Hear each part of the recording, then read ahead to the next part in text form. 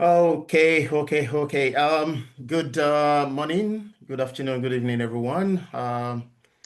This is the Disciplined Agile Meetup, where we show up every single month, third Wednesday of every month, depending on where you're joining us from. Could be Thursday, could be Wednesday. Um, Thank you for joining us again. I think what we need to do initially is, as usual, please tell us where you are joining us from. That will let us know who we have on the call. I am joining from Melbourne, Australia. Of course, Pamela from the UK. We've got quite a number of people from Nigeria here. Please just put it in the chat box. We'll pick it up from there and welcome you on board. Bola from Toronto, Canada. Modupe from Brussels. Thank you for joining. From lovely Lagos, Nigeria. Adebole. Nice to have you here. Um, we have Ikemi from now from Enugu, Nigeria, and Patrick for Connecticut, US. Oh, Sheon from Estonia. Sheon. Nice to have you here, bro. Thank you. And Douglas from Abuja. Keep it coming. Keep it coming. Abubakar from Kano, Nigeria. Of course, Salima from Lagos. So let it keep coming, and we will start very, very soon. Okay, cool. Just to take us further, I'd like to just invite one of ours, someone who has been working with me behind the scene out of the volunteers that make today a possible. Babajide, if you can quickly come on off mute to take us through the next um, things on the agenda today. Hi, good morning, good afternoon, good evening from wherever you're joining. My name is Babajide, and the group is Disciplined Agile Meetup, Africa Disciplined Agile Meetup. So we meet up every fortnight, Wednesday, to plan this talks. It happens every third Wednesday of each month, like Pete told us. So today's let me introduce the topic, then I'll introduce the speaker. So the topic for today is um, identifying waste. Hold on, just give me a minute.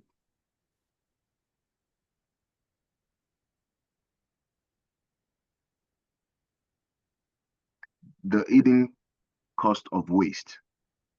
Uh, so we are all familiar with waste, what waste is. We are also familiar with project management. Either um, the waterfall approach or the agile approach, we all know that waste is something that can creep into our projects. Sometimes it may cause project over cost overrun, or it may even fail the project altogether.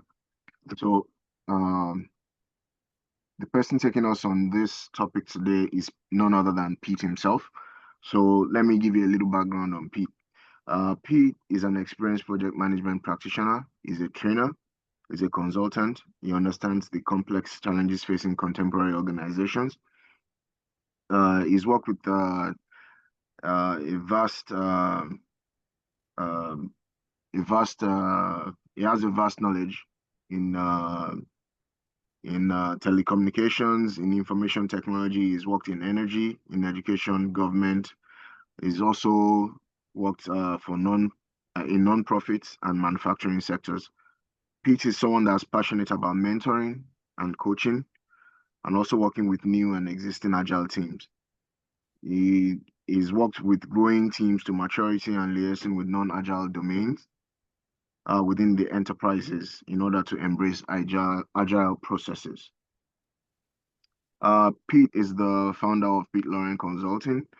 Through Pete Lauren Consulting, he is passionate about solving business problems and imparting knowledge, enabling people to thrive through innovative advisory solutions. Pete is passionate about developing the agile and project management practice in Africa, and he is actively working towards achieving this goal. Pete is a vibrant member of the project management community both in Australia and Africa as a whole. Please let's give a warm welcome to Pete as he takes us on this journey. Welcome, Pete. Thank you so much, Babajide. Thank you. Thank you. We'll go straight into today's proceeding. Thanks from the warm welcome. And I'll reshare my screen for a bit. Okay, definitely. I can also see a couple of more people in the chat. Chile from Port Harcourt, Nigeria, and Abubakar from Kaduna. Thanks for joining today. Now let's go straight into today's topic. Right, share my screen and over here. Okay, cool. Let me confirm that you can see my screen now. And then confirmation, beautiful, beautiful. Now today we're gonna look at the hidden costs of waste, the hidden cost of waste. We want to really look at spotting what's slowing your team down, slowing your team down. So I want this one to be as you know conversational as possible. So my team will be looking at the chat box. If you want to comment, if you want to, had your experience about waste, please feel free to do that in the chat box, in the chat window, and then we will pick it up later in the session. Of course, we also have today joining us from Ibadan and Steve from Lagos. I can see that in the chat as well. So keep it coming if you want to tell us where you are joining us from. All right, let's go straight into today's proceeding. I'd like to start by really looking at what we do as agile practitioners, as project management practitioners. What we do is we try as much as possible to help our team become as lean as possible. We help our team to deliver value, and by doing so, we recognize waste and we try as much as possible to deal with them. Now, just imagine having waste all over, your deliverable. What happens is um, uh, it's going to be the direct opposite of what we of delivering value. Let me put it that way. So as agile practitioners, we have these three ideas as part of so many other things that we deliver: team becoming lean, delivering value, recognizing waste, and dealing with those waste. And this is where the concept of lane comes in or comes from. This is where it comes from. Now, two objectives of lane. Lane is just very simple, right? The very first one is learning to see waste in everything.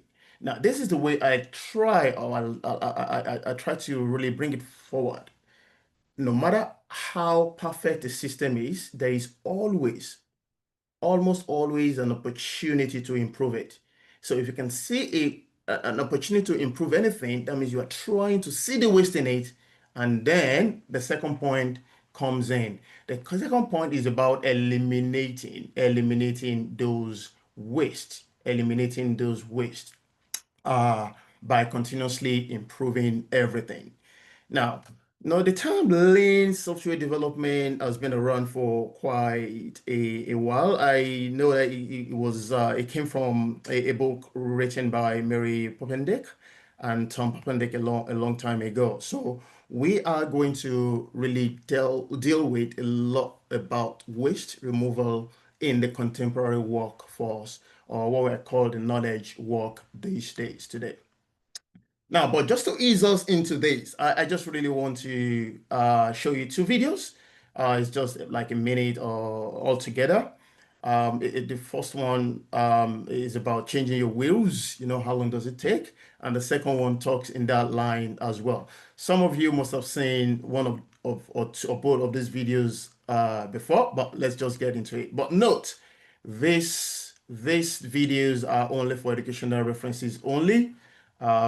Just to let you know. So let's go to the very first one. Hopefully this plays. All right.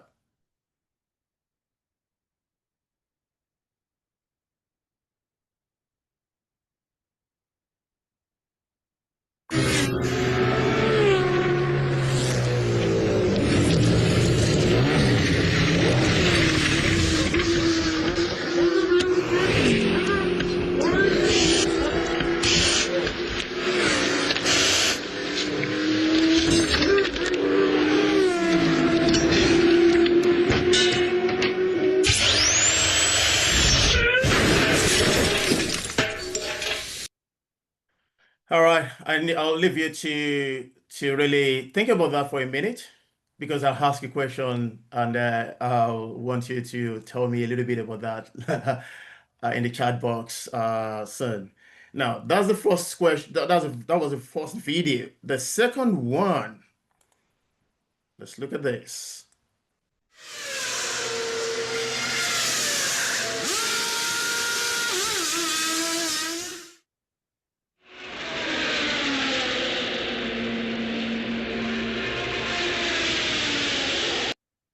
And count down. Just look at that countdown. It's just in 2 seconds. Sorry, I have to start again.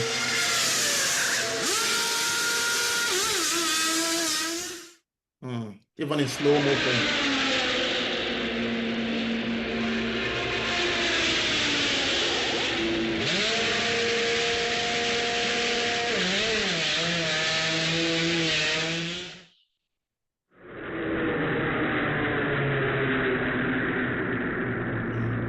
This is my favorite. 25.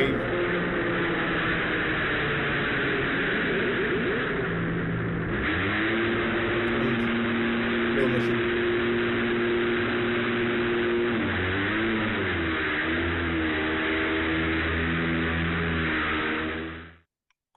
All right, cool. In the chat, what do you think? Which team would you rather be part of? I'm very sure the very first video we watched, right? See, everybody was like, yeah, we're gonna do the best of our jobs today, right? We want to do the best. And then they come, they put all their energy, but I don't think the customer was really pleased at the end of the day.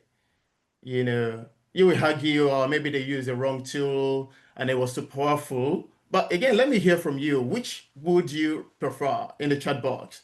Team A, the first video, or Team B, the second video that actually everything seems seamless? Team B, Dola, thank you, thank you, thank you. Team B, everybody is saying Team B. Uh, But if you look at it very well, Team here actually put a lot of effort into really want to, you know, satisfy the customer. They really wanted to satisfy the customer. Time is money as a customer, time is money. Quickly, straight to the point, seamless, customer is happy, everybody is happy. Okay, Shegun said effort is not equal to result. That means you can continue to move and move and move, but you're moving in figure eight, going around and around and around, not moving forward. And that is what, it is all about lane. What can you remove? Let's look at what we can do to make sure the value is delivered, right? At the end of the day, it's all about the customer. If the customer is happy, if the customer perceive the value has been given, then our job as project management practitioners has been done. Now, I've got this truck here. As a matter of fact, I've got one here, okay, to carry all your waste away today. Okay, please get ready. I'm just gonna take it and dump it into the refuse bin, right? So, um, begin to think about the waste, that are affecting your organization, your delivery, your personal delivery as well. and then we can talk a little bit more about that very, very soon as we go ahead. All right, between team A and team B, there has been a lot of continuous improvement over a period of time, and that is it, continuous improvement. We cannot talk about lean without talking about continuous improvement. Thank you, Pamela. All right, so let's start with lean because, of course, when we talk about waste, it's all about lean as well, right? So, um, when we look at lean, let me give you a quick background about lean. The term lean itself was coined from the Toyota business, and that was during the 80s, right? And of course, I know that it was between a research from MIT. There's an international motor program that they sponsored at that point in time. However, some key points that I'm just going to really consider are these. You know, let's go back in time. Henry Ford revolutionized mass production of cars by making it really possible for minimally trained workers to assemble cars as quickly and as efficient as possible. Think about it this way. These people never go to work. These people do not have experience, competence. They're everyday people like you and I, and they needed to work on very complex machines, assemble them. Henry Ford was able to help them do that. Not only do it, but do it with, in a mass production environment. So we know that by doing so, Toyota eliminated most of the waste, that are inherent in the previous Ford system. How did they do it? They make smaller batches of parts to be used when needed as against stockpiling larger quantities. These are part of what Lane talks about. Also, Toyota went ahead to empower its workers to improve process or to improve process delivery and stop the production line when issues and errors occur. Think about it this way. The production line is going on, right? There's production, there is delivery, there is a manufacturing line moving. If there is a problem, Toyota as an organization says, pause, stop the machine, fix the problem before you continue. That is just to build in quality into what they are doing. So it doesn't matter what is happening, stop, fix the problem, improve the process, and then keep going. So that is just what Lane is a little bit about. But talking about it in a more in another way, right? When we talk about the approach of Lane, it produces value for customer as quickly as possible. And how does it do it? It does this by reducing delays, right? And eliminating waste. So produces value for customers quickly, focuses on reducing delays, eliminating waste. And if that is done, it will increase quality and reduce waste. So the whole idea is to increase quality and lower cost, lower waste. And we can see Shegun mentioned earlier on, effort is not equal to result. And the result that we want here is higher quality. Okay, so can I ask you, what is value, right? How would you define value? Anyone, please use the chat box. I'll just give a couple of, just 1 minute on that one. What do you think value is? If you would define value to me or to your team, how would you define it?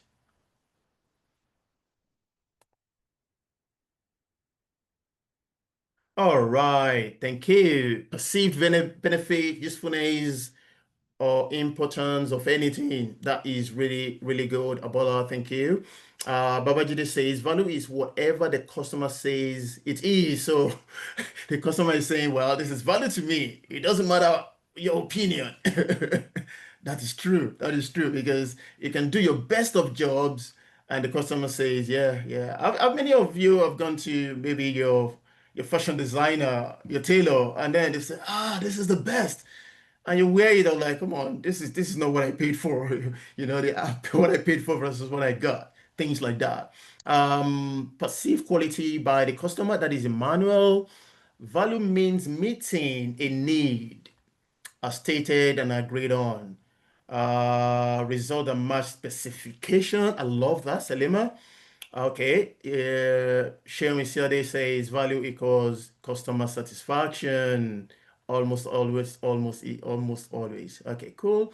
And then Steve says value is exceeding a client expectation, exceeding expectation. We're talking about exceeding expectations a lot of time, a lot of time. The question is, how many times do we do that?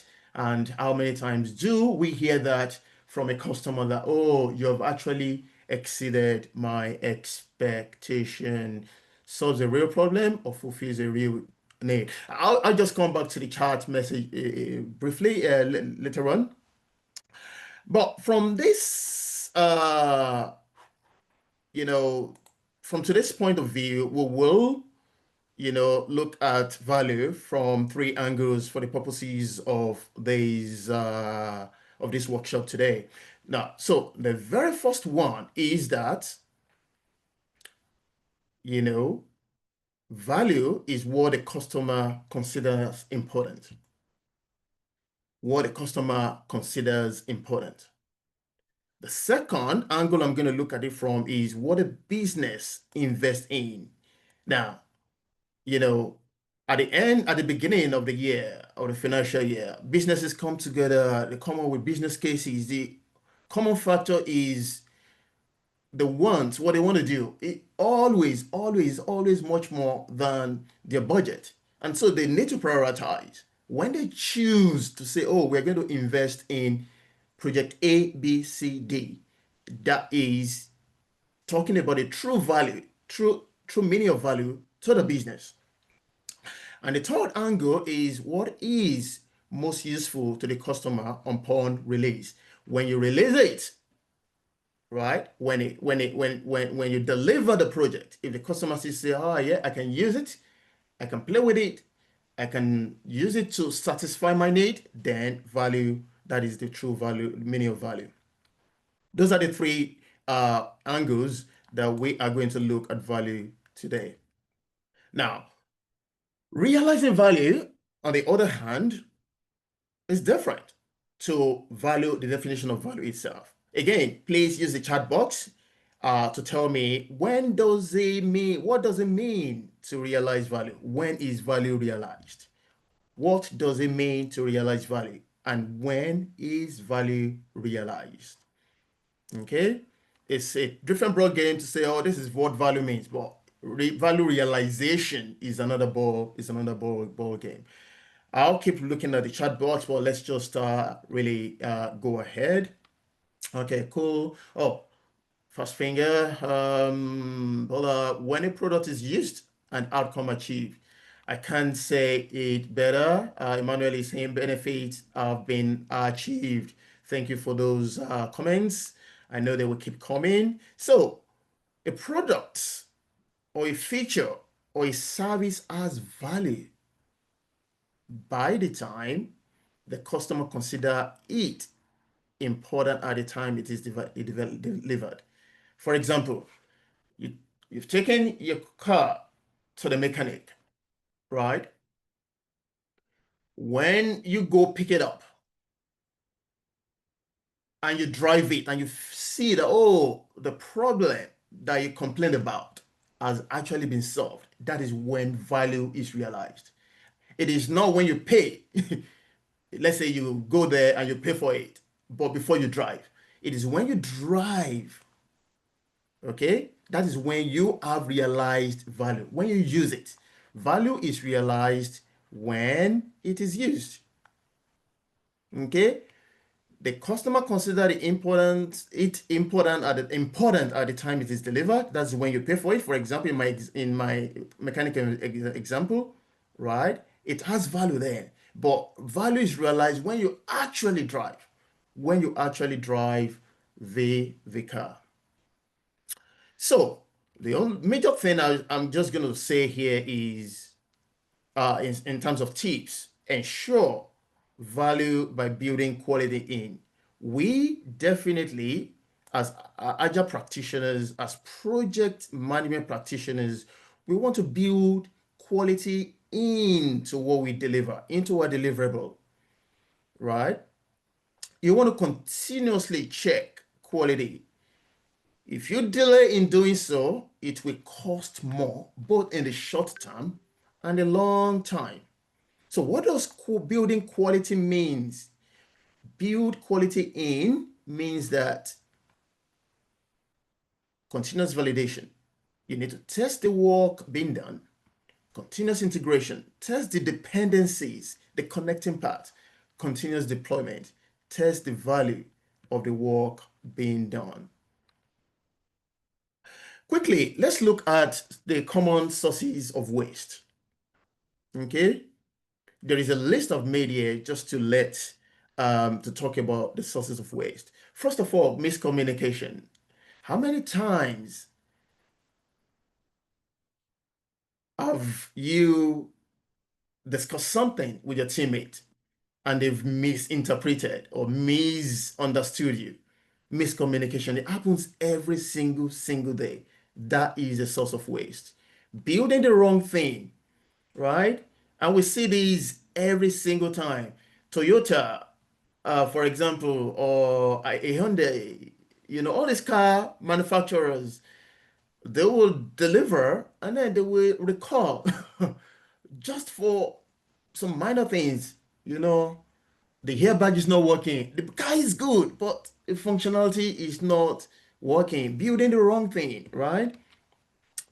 Building items of less importance. We see this in our teams, right? There are a lot of items that we want, especially in agile teams.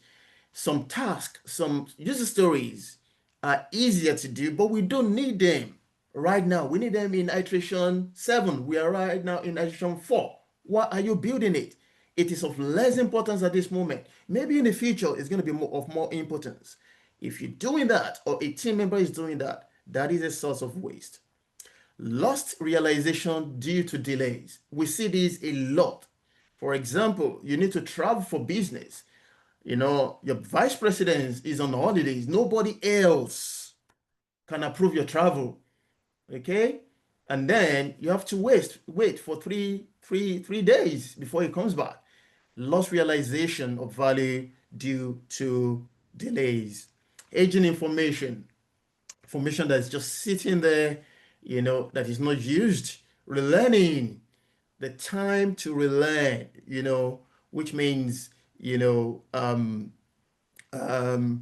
you need to relearn about an activity that needs to be done right away. These are sources of weight. Handoffs and handbacks.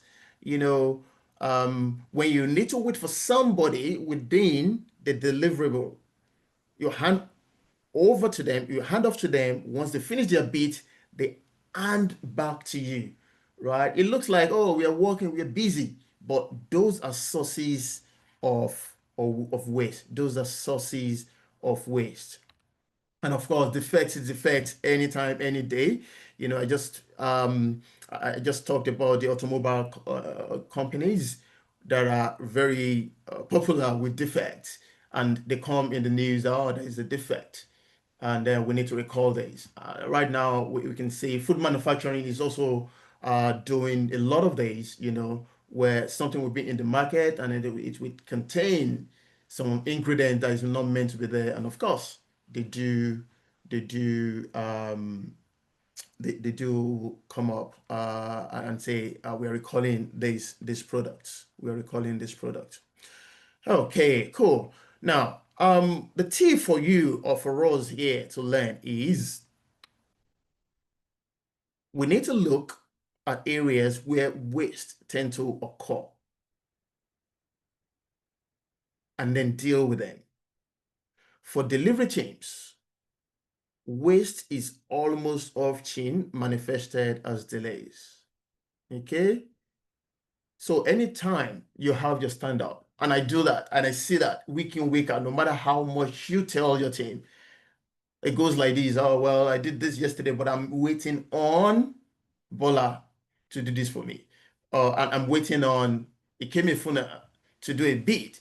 And when that is a signal to you, either as a scrum master, as a project manager, as a project director, to say, okay, what can we do to remove that blocker?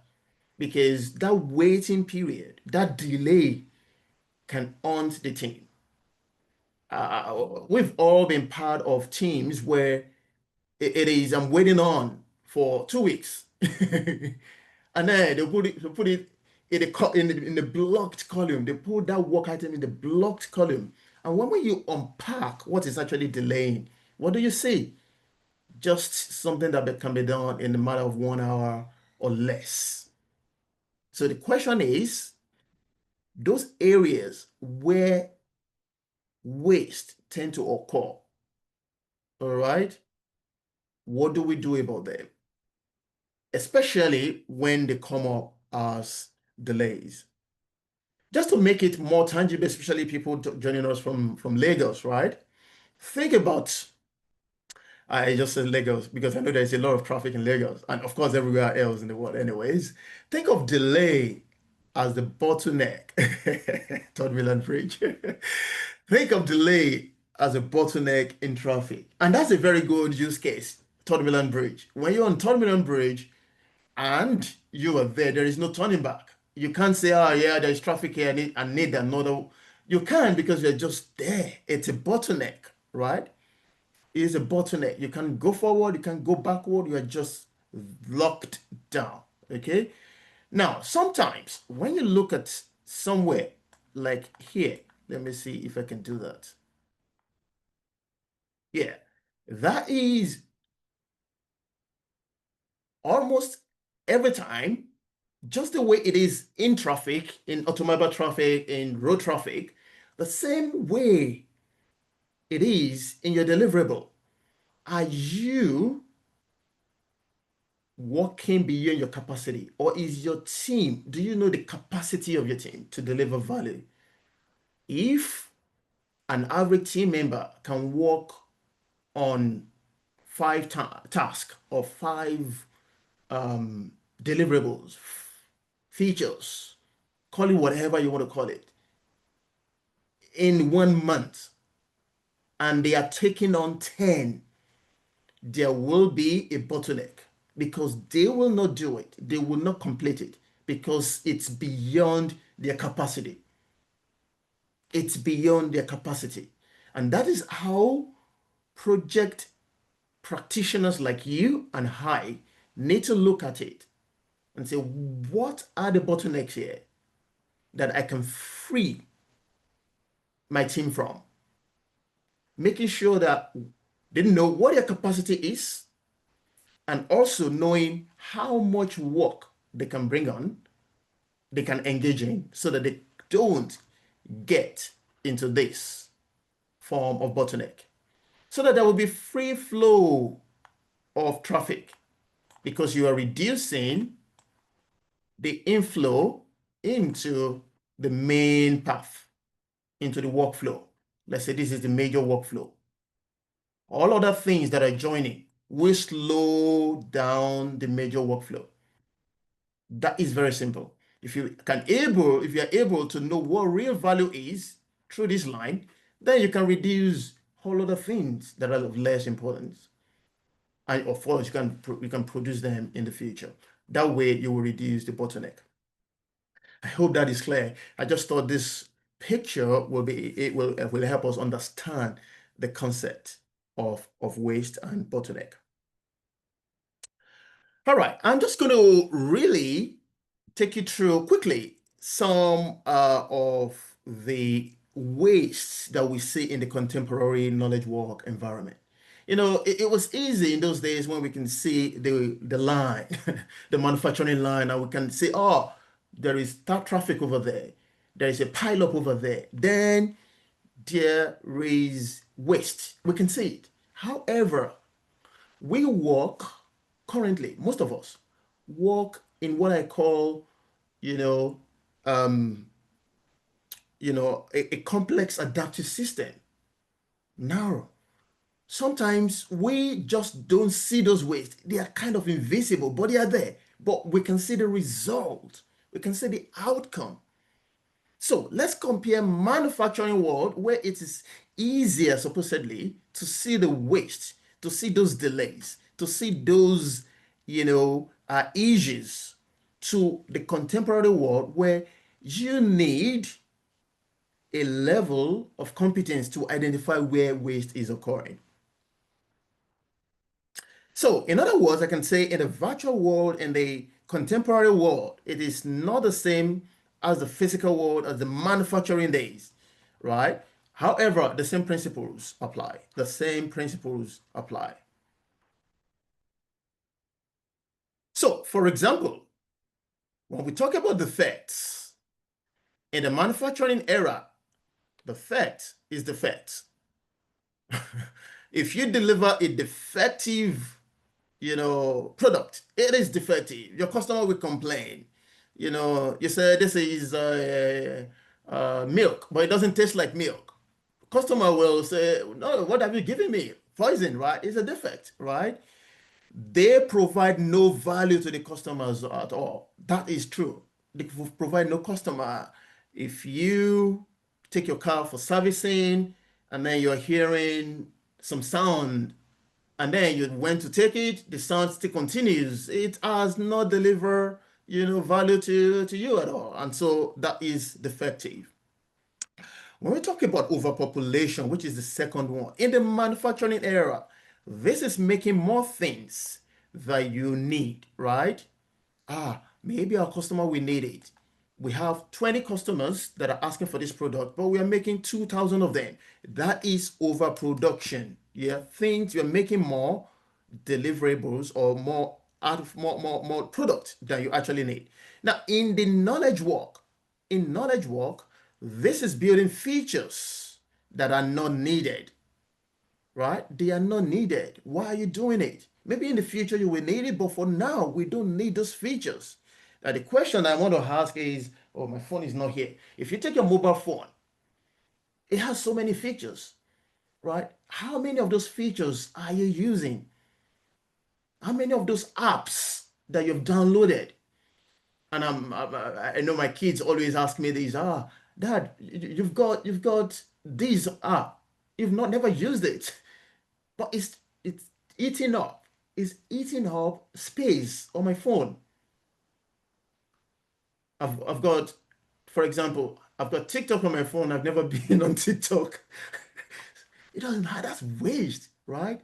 So creating unnecessary features, it adds complexity and it delays value delivery. Does delay value delivery. Overproduction is a source, is a waste. Now, let's compare inventory. So, inventory, right, in the manufacturing era, it's when you stock up goods and raw materials. You put them in a warehouse, and then you say, "Oh, we're going to really buy as many of these things." Even when you buy it cheap, you put it in the warehouse, take up space, and it's just there.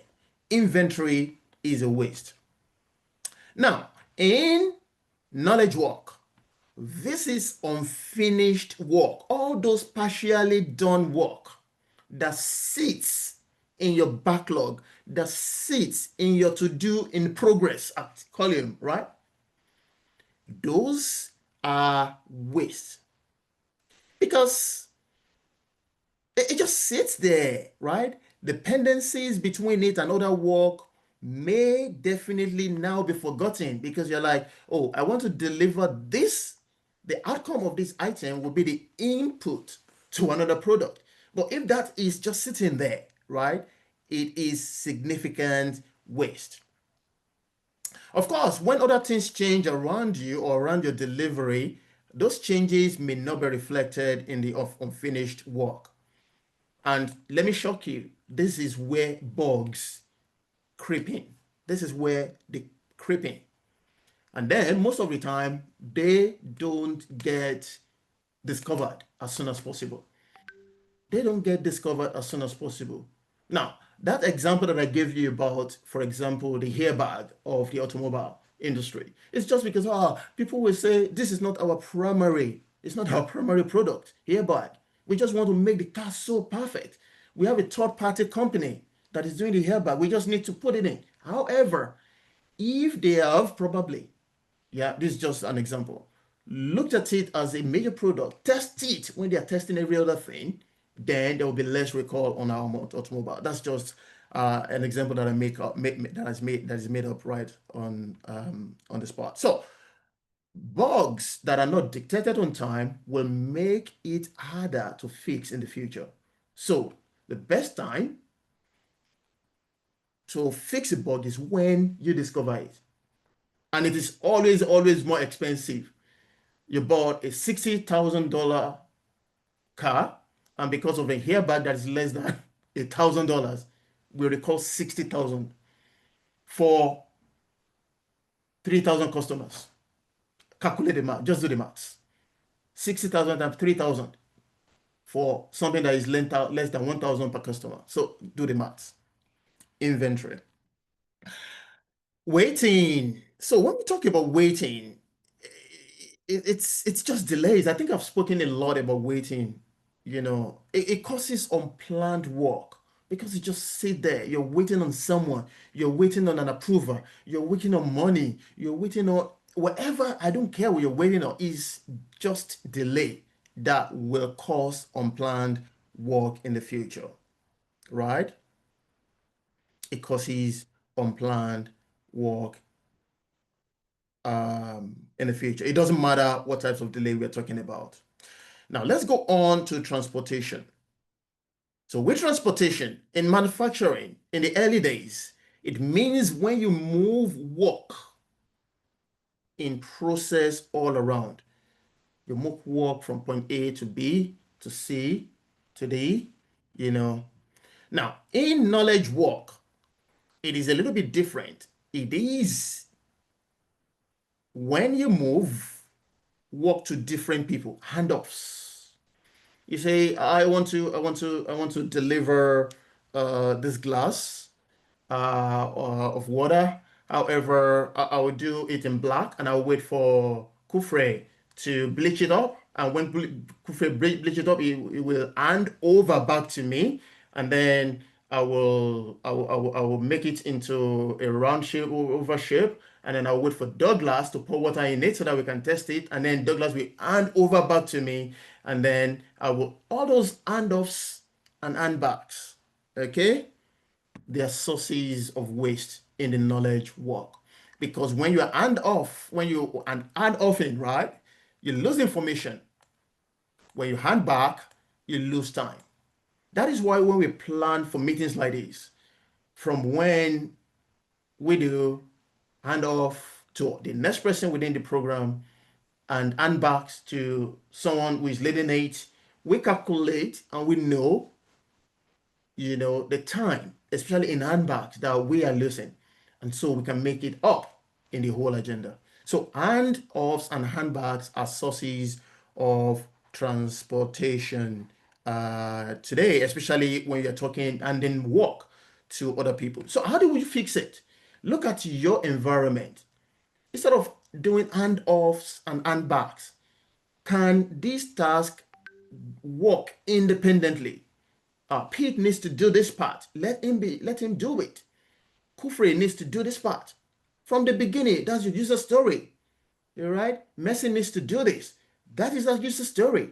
At the end of the day, when everybody has done their individual task or user story or feature, whatever you call them, tie back and test all together.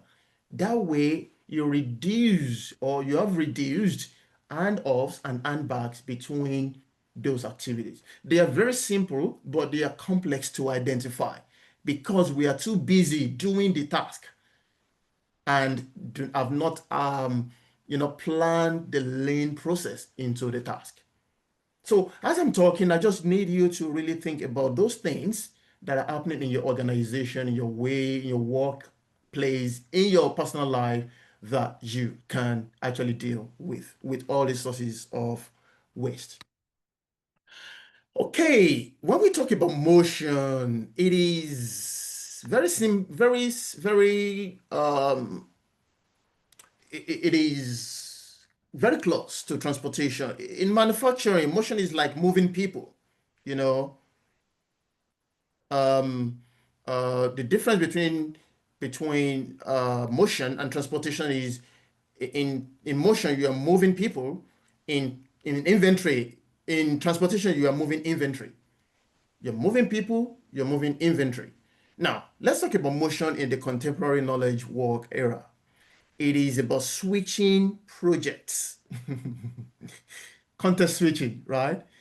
Yeah, you do this in the morning, and then by 2 o'clock you're doing this, and then you're moving all around, all around. So you have five projects that you only are doing. Even if you deliver it like we did in secondary school, period one, maths, period two, English, period three, you see how many context switching you'll be doing within a day? You will never finish one before you go to the other. Okay? It's about switching projects, which can happen easily, right? But it can actually switch the mind of the person multitasking. Even if you say, oh, I have five projects, I'm going to do one project per day. If you do project A on Monday, that means the next time you're going to work on project A will be next Monday. It doesn't really work. It is costly. It is very costly. Now you say, Pete, but my organization says this. Well, it's easy to say in a workshop like this, but again, as a leader in the project management world, we are always advising leaders in the workforce, directors, executive directors, limit the number of projects you assign to people because that way they will be able to deliver value more because it reduces motion to the lowest possible value. Let's talk about SS processing. I'm looking at time. So with SS processing, we're looking at big batches. Yeah, big batches. That's what we used to do. We talk about mass production, and then we see problems in mass production. Okay, in the knowledge work, this is when we do a lot of analysis before we need to develop things. The good thing is Agile has come to really solve this for us because we can do incremental delivery. We don't have to say everything must be perfect. In those days as a project manager, I remember when I started, I'll say, if I have 12 months to deliver a project, if by 6, 7 months I'm still planning, I'll say, my delivery is as good as my planning. However, it is a lot of waste because I can actually deliver a little bit of what I know in the process of knowing what I don't know, because there will always be things that I will never know.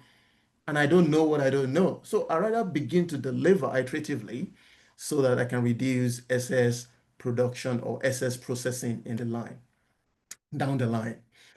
Okay, cool. Non-utilized talent. This is really very critical because it is about using less skilled people than those available because it actually lowers your quality, the quality of your delivery, right? Ah, someone does not have the competence, but you say, well, just do it. Someone that has the competence will do it in 2 hours. 2 days later, they're still struggling with it. It's a source of, of waste in the contemporary world. It also includes people who know things that all other people do not know, but they will not share. It includes those people. That's unutilized talent. You know you have this competence, but it is not my call, right? It is not my call. It is not my call. It forces relearning. We talked about relearning earlier on, right? Which means someone that is meant to do the work now has to learn. Be- uh, and there should be like of knowledge sharing between someone that knows and someone that does not know. I know there was a comment by Shegun earlier on. That's where the relearning comes in. Okay. Okay. Patrick needs something. I know it, but I'm busy on other things. Instead of giving Patrick 1 hour of knowledge sharing session, I allow Patrick to go on a 2 week course to learn what I can give him in 1 hour to start. So things like that, that's relearning. So that is unutilized talent, unutilized talent. It actually lower work quality. It requires relearning. Now, I want you to think deeply. Do any of these wastes afflict your organization? What is causing the highest cost? I am just going to pause here, and in 5 to 7 minutes, we are just going to hear from people. All right. I'll raise your hands up and then we'll mute you. If you really want to talk about any of this waste, especially in the knowledge work area that you are currently experiencing or you have experienced in the past. Just example, just to know, to let people know that we are all going through this. I am going through my sources of waste. I'm trying to reduce them or eliminate them.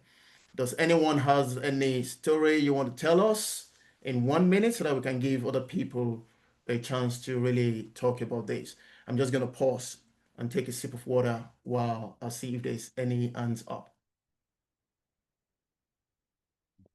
The question is, do any of these ways afflict your delivery, your organization? Feel free to want to talk and then we can unmute you.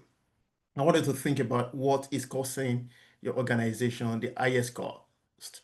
Share your thoughts. Anyone?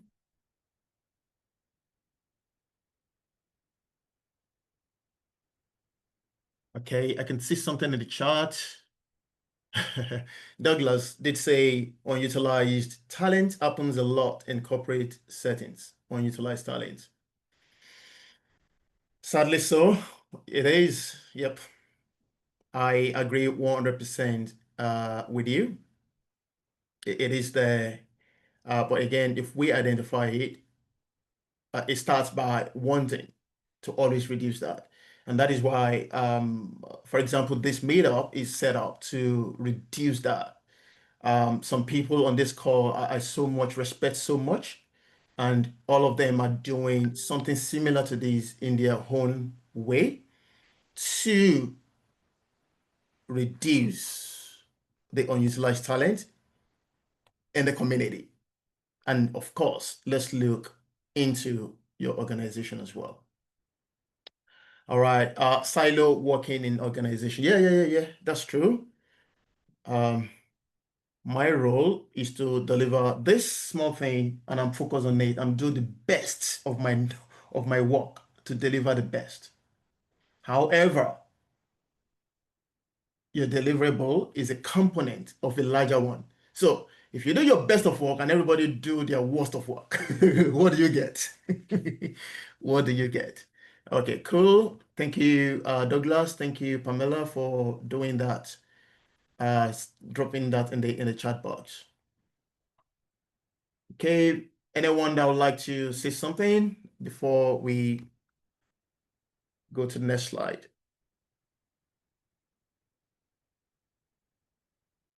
Okay, cool.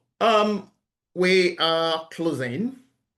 What I'd like to do next is just to encourage you, right, to think about your real stories about waste, all right, and waste reduction techniques, especially the ones I share on this slide. I deliberately took a long time to really unpack this waste, just for us to have an idea, just for us to visualize what is happening in a contemporary work area and marry it to what is happening in your organization as well. Now I can see a few things coming in the chat. I've got 3 more minutes I can spare on this. Let's see. Traditional corporate settings, especially here in Nigeria, all suffer from most, if not all, of these waste. Babajide, the waste is not actually um, patriotic to only Nigeria. It's actually a worldwide phenomenon everywhere in the world. However, we know that it's endemic in many of the corporate settings in certain part of the continent. If work is not done on it, or if we don't take steps, they will eat deep and waste add no value at all, like we earlier on established. Anything that is not adding waste, that is not adding value, that is not adding value is a waste. Says non-utilized talent is common in many organizations. Yes.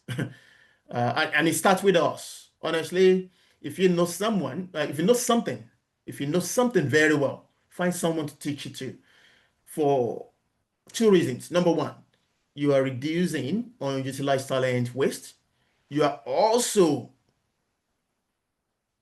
becoming more competent. Every time you teach something, you know it even better because you identify something that you think you know that you don't know. So the more you teach, the more you're doing yourself a favor and you're doing your organization, your people, your community a favor by reducing non-utilized talent. Inventory, many organizations, warehouses experience waste in inventory. Of course, that is underestimated because they put it in warehouse, they lock the doors. All right. But when you enter an average warehouse, you will see a product, a raw material that has been sitting there since 1972, obsolete, cannot be used again. Okay, one of the process improvement activities I did when that was I think it was 2015. We did an audit. Oh my God, we did an audit and went to this warehouse.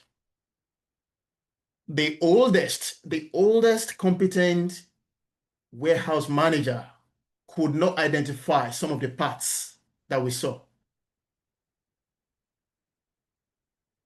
This person knows everything, but they could not identify. That is inventory. Taking up space, it's obsolete. The machines that they produce it for has long gone into, has long died 20 years ago, but the spare part is still sitting in the warehouse. And you're absolutely right. And one more, and then we go on to closing. Overproduction in one of my past firms, the MD always requests for drawing variations that eventually never gets used, thus wasting productive time that could have been spent on critical drawing. Yeah, I assume that is more like architecture or something like that.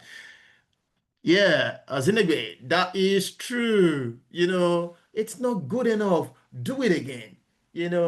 Refix this. Redraw, create variations, real estate. Yeah, you can see all of these things. You do it to perfection, but the perfect word never exists.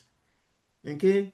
In fact, the major point when you see a perfect delivery is when you actually do the work and you see an opportunity to improve. But if you build that into your system, it's easier because you can actually do variation during delivery. And it's cheaper as well. It's cheaper. All right, we stop there. Thank you so much for all your comments and all those examples you dropped in the chat box. Really, really like it. Now, I want us to let the conversation continue after this session. Let's talk waste. Let's continue to talk waste. You all know how to get in touch with me. Share your stories with me. Share your the opportunity to eliminate waste with me and with people that that can help. And then conversations will help you not only identify those waste, but will help you take steps in either reducing it, at least that's the first thing you want to do, minimum, or totally eliminate it. So if you're not reducing it, you're eliminating it. If you're not eliminating it, you are actually reducing it. You're reducing it. Okay? How can we automate this without taking minor steps so that we can? That's an example. Okay? So let it be in your thoughts, and then we will work together. Let the conversation continues. And I'm going to say this last, and then we finish up. Now, let me face the camera so that you can know this is serious. Waste is non-value adding activities that we do, right? And those activities, they are the source. They are the source, most likely the source of most of the failures that we get in project management. If we fix the waste, at least we will reduce failures of projects. So let's just get into it. Let's work together and let's reduce our waste in our delivery. So again, everybody knows how to get to me. You receive emails. You will receive an email as a matter of after finishing today's session. So we'll send the recording to you as well. So this is where I'm going to stop today. Again, if you have any waste, I think I'm the, what do they call LOMA, right? Waste Management Agency. This is me today. I brought my truck. Okay. I've got a lot of space. Please don't hesitate to send me the waste. And I think I can make it. Uh, that's it. That's it. I'm around. Send your waste to me. All right. I'm gonna post there. Are there any questions? Any questions that we need to deal with?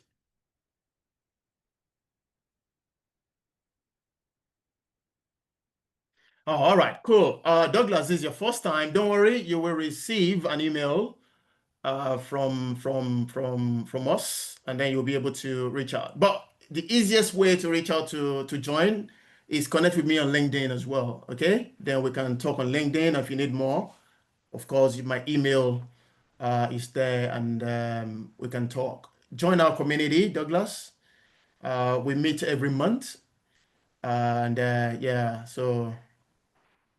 Okay, we talk about Ethereum, we talk about PDUs very soon. That is very important.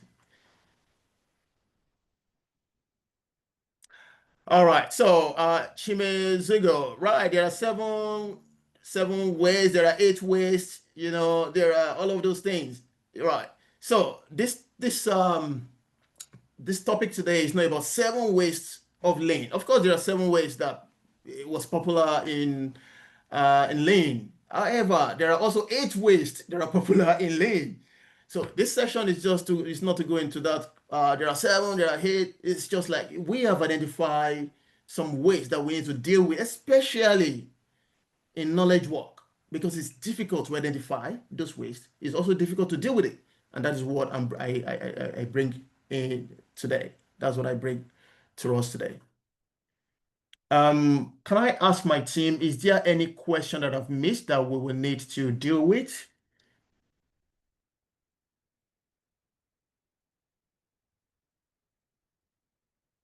While we're doing that, I'll stop sharing so that we can go to the next one.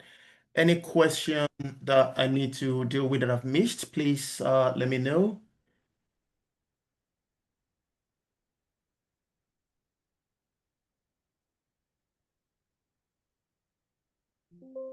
So Pete, I'm not seeing anyone in the chat at the moment. Maybe All right. okay, but there's a All right. question now in the chat. Yeah. All right, beautiful. I'll check that one soon. I just need to reshare my screen and we go from there. All right.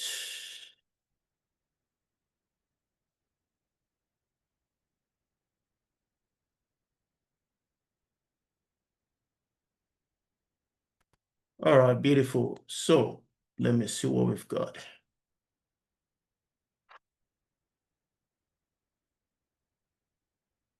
Where is the chart now?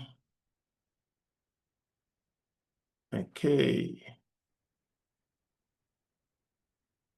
Please, can you throw a bit more light into motion? Oh, okay, cool. So, I can quickly say something about motion. Sorry, I'm just looking at the another screen to talk about that one, because that's where the chart is. Now, the question from Azinegbe is to talk about motion. Now, when we talk about motion in the contemporary knowledge work, like I said, in those days, in the manufacturing era, motion is about moving people, right? You position a truck driver, right? It takes a truck, you park the truck in, I don't know where you're journeying from, maybe Lagos. Let's look at, you park the truck in on the Highland. That's where the truck park is. But they had to go to Ikeja to do the work, and so they report in Ikeja. The person has to take the truck and go to Ikeja, and then he has to go back to Lekki, to fill the truck, and then he needs to now move to it needs to hand over to someone, and then that would now drive it back to redemption camp to deliver. You can see the motion of people, right? All up and down, up and down. I can see people. Let me bring my video on so that I can see that I'm talking to everyone. Okay, where is my video? Show video. Show video panel. Okay, beautiful. Now I can see you now. So that is what motion is talking about. It is, like I said earlier, it is very comparable to transportation because transportation is about moving inventory, right? But motion is about switching project. In the contemporary world, let's bring it down, right? You are as an example, let's say um, you are assigned to 5 projects. That will so you continue to multitask. You continue to multitask. You do this in the morning, you're distracted, you take that. It takes time for you to go back to the flow of things. So that is motion, unnecessary work between tasks, unnecessary work between the truck driver example I gave. In your home world, in your current situation, the unnecessary switching between tasks, they call it multitasking. We call it context switching. Okay? It is very costly. I am distracted. I'm working on project A, and there is a bug in project B. I fix the bug. I want to go back to project A. However, project C is doing a meeting, 2 hours. I have to be there. After the project C, someone is already pinging me on my Teams message, MS Teams message, because project D need my call urgent, urgent, urgent, urgent time. And you can see I'm just context switching. How much time do I have to do the work itself? That is motion. I'm just moving, no, between things. It's about people, it's about me moving all around without delivering as much as I should have, without delivering to my optimal. I hope that explains that question, Zenegbe. All right, beautiful. Um, can you see my screen? Am I sharing?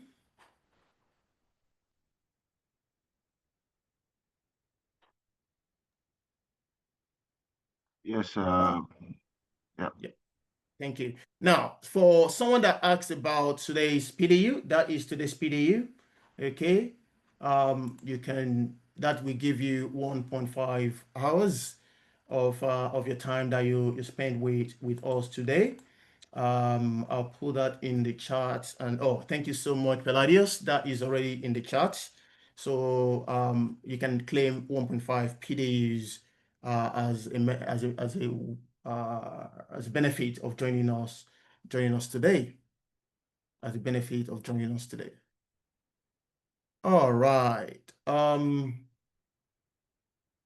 Okay, so next month we will be talking about something very, very, very special. And we will bring you more information about that in the response to this email, in the response when we share the recording to you. It's something special. So next month we look forward to having you join us again. Okay, I guess we'll be closing very soon. Okay, just to let you know, we meet every third Wednesday of the month. Most likely December, we take December off because it is festive period. But again, we will resume next year. But we have one in November anyway. So we'll all see you in in November. Ikeme Funa, if you have any PMI certification, then the PDU code works for you. But again, you can reach out if you have any question, and then I can guide you on how to claim your PDU. That is if you have the NPMI certification. All right, so I think this is where we're going to end today, and thank you as usual for joining us today. I hope this has been very, very helpful and informative. I hope you're going to take uh, what we learned today and begin to apply it as early as tomorrow when you go back to your work. For me, it's early morning, so I'm going to be applying some of these things again when I get to work today. Because no matter how much you know all of these things, when you hear it again, it brings ideas and, of course, information about opportunity to improve and remove waste. For me, I've identified a few things as I'm talking to you. So fake it, apply it, see result. Please continue to talk to us if you have any questions. We will be able to support you on that one. Thank you so much, everyone, and we'll see you next month when we bring another session to you. Thank you, everyone. All right. Thank you very much. Good night. Okay. Thank you, Pete. Really nice session. Thank you.